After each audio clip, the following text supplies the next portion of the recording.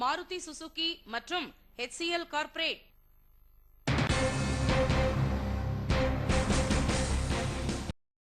ஆளுநர் உரையின் போது ரகளை செய்த 9 பேர் சஸ்பெண்ட். கண்டனம் தெரிவித்து எதிர்க்கட்சியினர்.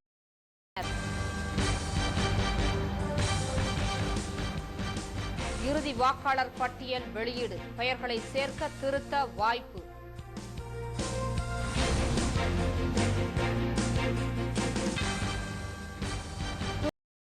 பதினோரு நிறுவனங்களுக்கு நோட்டீஸ். மத்திய அரசும் விளக்கமளிக்க உச்சநீதிமன்றம் உத்தரவு. ஹைதராபாத்தில் TRS ஆர்ப்பாட்டத்தை போலீஸ் தடுக்க முயன்றதால் தள்ளுமுள்ளு.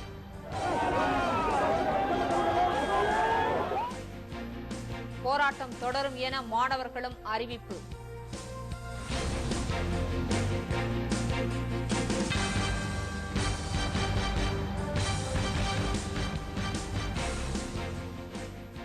வணக்கம். அதிமுக உறுப்பினர்கள் 9 பேர் சட்டப்பேரவையின் முழுவதும் சஸ்பெண்ட் செய்யப்பட்டுள்ளனர். ஆளுநர் உரையின் போது அமளியில் ஈடுபட்டதை அடுத்து அவர்கள் மீது இந்த நடவடிக்கை எடுக்கப்பட்டுள்ளது. இதற்கு எதிர்ப்பு தெரிவித்தும் சஸ்பெண்ட் நடவடிக்கையை கைவிட வலியுறுத்தியும் எதிர்க்கட்சி உறுப்பினர்கள் கூட்டம் நடத்தியுள்ளனர். சட்ட அவை முன்னவரும் நிதியமைச்சரும் தீர்மானம் ஒன்று அதில் ஆளுநர் உரையின் போது அதிமுக உறுப்பினர்கள் 9 பேரை சஸ்பெண்ட்.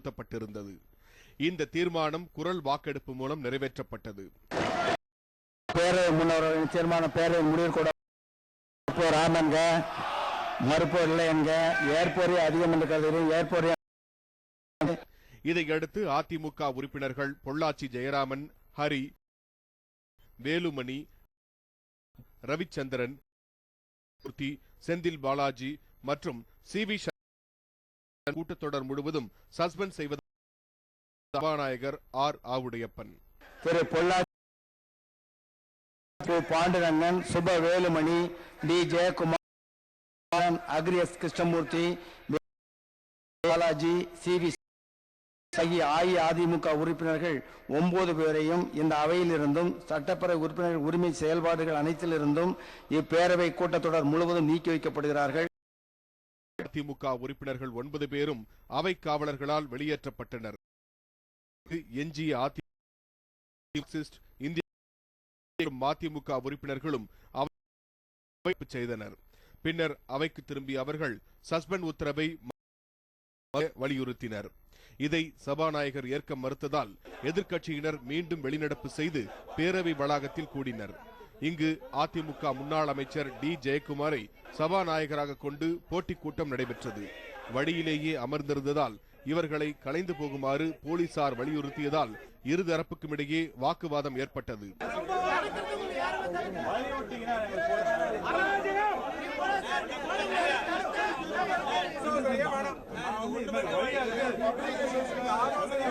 சஸ்பெண்ட் முடிவை செவ்வாயன்று சபாநாயகர் மறுபரிசீலனை செய்ய வேண்டும் என்று எதிர்க்கட்சி உறுப்பினர்கள் வலியுறுத்தியுள்ளனர். தங்களை பேசக்கூட அனுமதிக்காமல் சஸ்பெண்ட் நடவடிக்கை எடுத்தது தவறு என்று அவர்கள் கூறியுள்ளனர். ஜனநாயகத்துடைய குரல் வழியை நசுக்கின்ற வகையில் இன்று நடைபெற்றிருக்கிற நிகழ்ச்சியை கண்டித்துத்தான் சட்டமன்ற கூட்டத்தொடர் இப்போது முடியும் வரையிலும் நாங்கள் இங்கே இருந்து எங்களுடைய எதிர்ப்பை தெரிவித்திருக்கிறோம். நாளை என்ன முடிவுகள் மேற்கொள்கிறார்களோ அதற்கேற்ப நாங்கள் எங்களுடைய நடவடிக்கை இருக்கும் என்பதையும் நான் இந்த நேரத்தில் தெரிவித்துக் கொள்கிறேன். சட்டப்பேரவை தலைவர் அவர்கள் இது குறித்து மறுபரிசீலனை செய்ய வேண்டும் என்று நாங்கள் கேட்டோம். அவர்கள் எந்த பதிலும் சொல்லாதனால் எதிர்க்கட்சி உறுப்பினர்கள் அனைவரும் ஒன்று சேர்ந்து வந்து வெளியில் அமைதியான முறையில் உட்கார்ந்து மீண்டும் எங்களை பேசுவதற்கு அழைப்பார்களா என்று காத்திருந்தோம். நியாயம் கேட்டோம். அனைத்தும் மறுக்கப்பட்டிருக்கக்கூடிய சூழ்நிலையில் நாளைய தினம் எதிர்க்கட்சி உறுப்பினர் சார்பாக என்ன நடவடிக்கை எடுப்பது என்பது குறித்து நாங்கள் திட்டமிட இருக்கிறோம். 9 அதிமுக சட்டமன்ற உறுப்பினர்களை சஸ்பெண்ட் செய்துவிட்டு இரண்டாவதாக அவர்கள் எந்த பணியும் ஈடுபடக்கூடாது என்று முடக்கி வைக்க உத்தரவிடுகிறேன் என்று சொல்வது இருக்கிறதே, அது மிக கடுமையான தண்டனையாகும். பேரவை கூட்டம் நடைபெறும் வரை போட்டி கூட்டமும் நடந்தது.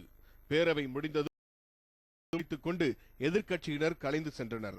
செவ்வாய் அன்று சஸ்பெண்ட் பரிசீலனை செய்யாவிட்டால் அடுத்த கட்ட போராட்டம் பற்றி ஒன்று கூடி முடிவு செய்ய இருப்பதாக எதிர்க்கட்சியினர் அறிவித்துள்ளனர். சன் செய்திகளுக்காக சி தங்கராஜ் மற்றும் ஜி தனபால். சட்டப்பேரவை தேர்தலுக்கான புகைப்படத்துடன் கூடிய இறுதி வாக்காளர் பட்டியல் தமிழகம் முழுவதும் வெளியிடப்பட்டுள்ளது. சென்னையில் 10 மண்டல அலுவலகங்கள் மற்றும் தாலுகா அலுவலகங்களில் வாக்காளர் பட்டியல் பொதுமக்கள் பார்வைக்கு வைக்கப்பட்டுள்ளது. பெயர்களை சேர்க்க படிவம் 6, பெயரில் திருத்தம் மேற்கொள்ள படிவம் 7, தொகுதி மாற்றம் செய்ய படிவம் 8 மண்டல அலுவலகங்களில் கிடைக்கும் என்று தெரிவிக்கப்பட்டுள்ளது. பெயர் சேர்த்தல், திருத்தல் உள்ளிட்ட படிவங்கள் வேட்புமனு தாக்கல் தேதிக்கு முந்தைய நாள் வரை பெறப்படும் என்றும் கூறப்பட்டுள்ளது.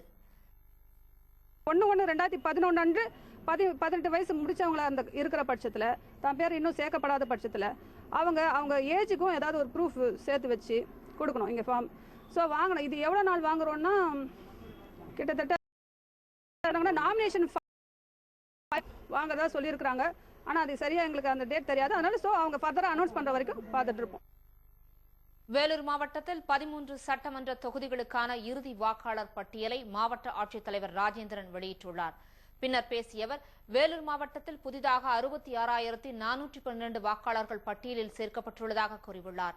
இதன் மூலம் பட்டியலில் வாக்காளர்களின் எண்ணிக்கை 24,54,094 அதிகரித்துள்ளதாக அவர் தெரிவித்துள்ளார். ஆண் வாக்காளர்களாக 12,24,641 பேரும், பெண் வாக்காளர்களாக 12,29,453 பேரும், ஆக மொத்தம் 24,54,094 வாக்காளர்கள் வேலூர் மாவட்டத்தில் தற்பொழுது இந்த பட்டியலில் வாக்காளர் பட்டியலில் இருக்கிறார்கள். ஈரோடு மாவட்டத்தில் 8 சட்டமன்ற தொகுதிகளுக்கான இறுதி வாக்காளர் பட்டியல் வெளியிடப்பட்டுள்ளது. பட்டியலை வெளியிட்டு பேசிய ஈரோடு மாவட்ட ஆட்சியர் சவுண்டையா, 81 மையங்களில் பட்டியல் பொதுமக்கள் பார்வைக்கு வைக்கப்பட்டுள்ளதாக கூறியுள்ளார். ஆண் வாக்காளர்கள், பெண் வாக்காளர்கள் இருக்கின்றார்கள். பெண் ஆண் வாக்காளர்கள் 12,007 பேர். ஈரோடு மாவட்டத்தில் 600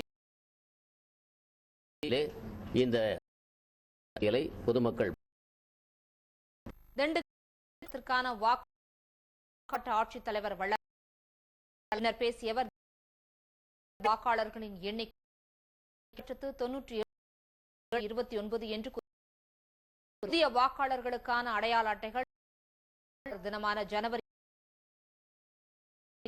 வள்ளலார் 4 கோடி இடம்பெற்றுள்ளனர்.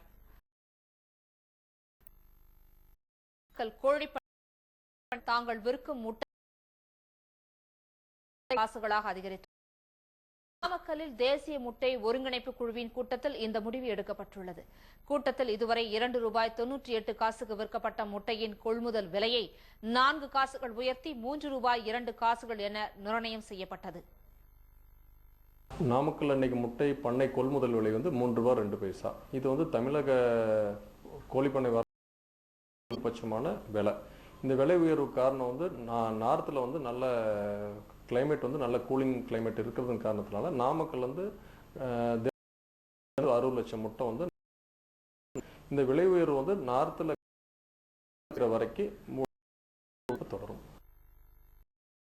பண்ணை வரலாற்று ரூபாயை தாண்டியதாகும். முட்டை தேவை அதிகரித்து இருப்பதாலும் பண்ணை உரிமையாளர்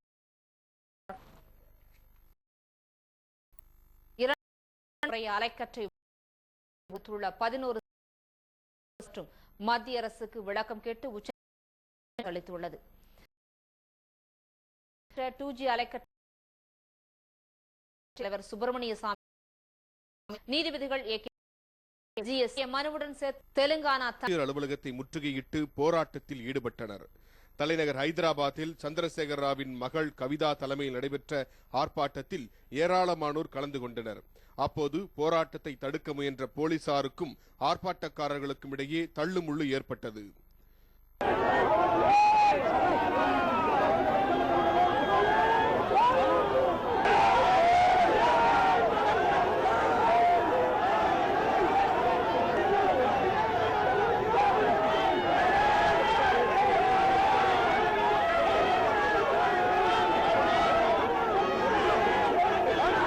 தெலுங்கானா போராட்டம் நியாயமானது என்று கூறியுள்ள கவிதா, தனி மாநிலம் கிடைக்கும் வரை போராட்டம் தொடரும் என்று எச்சரித்துள்ளார். தெலுங்கானா தனி மாநிலம் என்ற கோரிக்கை தவிர வேறு எந்த சமாதானத்திற்கும் இடமில்லை என்று அவர் குறிப்பிட்டுள்ளார்.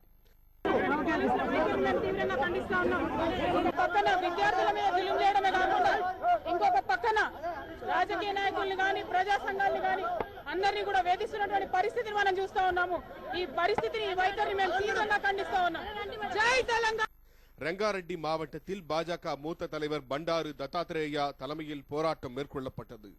கிருஷ்ணா கமிட்டியின் அறிக்கை ஏமாற்றம் அளிப்பதாக குறிப்பிட்டுள்ள அவர், ஹைதராபாத்தை எக்காரணம் கொண்டும் விட்டுக் கொடுக்க முடியாது என்று தெரிவித்துள்ளார்.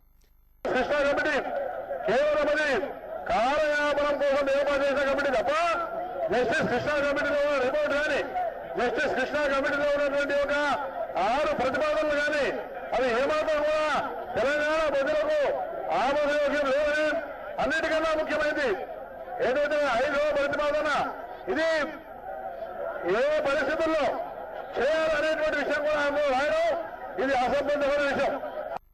அடிலாபாத், நிஜாமாபாத், கரீம்நகர், மேடக், வாரங்கல், கம்மம் உள்ளிட்ட எஞ்சி 8 மாவட்டங்களிலும் தர்ணா போராட்டம் நடைபெற்றது. போராட்டத்தில் ஈடுபட்ட 1000த்திற்கும் மேற்பட்டவர்கள் கைது செய்யப்பட்டனர். தெலுங்கானா மாநில கோரிக்கையை வலியுறுத்தி 4 நாட்களாக போராட்டத்தில் ஈடுபட்டு வந்த உஸ்மானியா பல்கலைக்கழக மாணவர்கள் கையில் ரோஜா பூக்களுடன் அமைதி ஊர்வலம் நடத்தியுள்ளனர். வழிநெடுகளில் நின்றிருந்த போலீசாரிடம் ரோஜா பூக்களை கொடுத்து தங்கள் மீதான தாக்குதலை நிறுத்த வேண்டும் என்று மாணவர்கள் கேட்டுக்கொண்டனர்.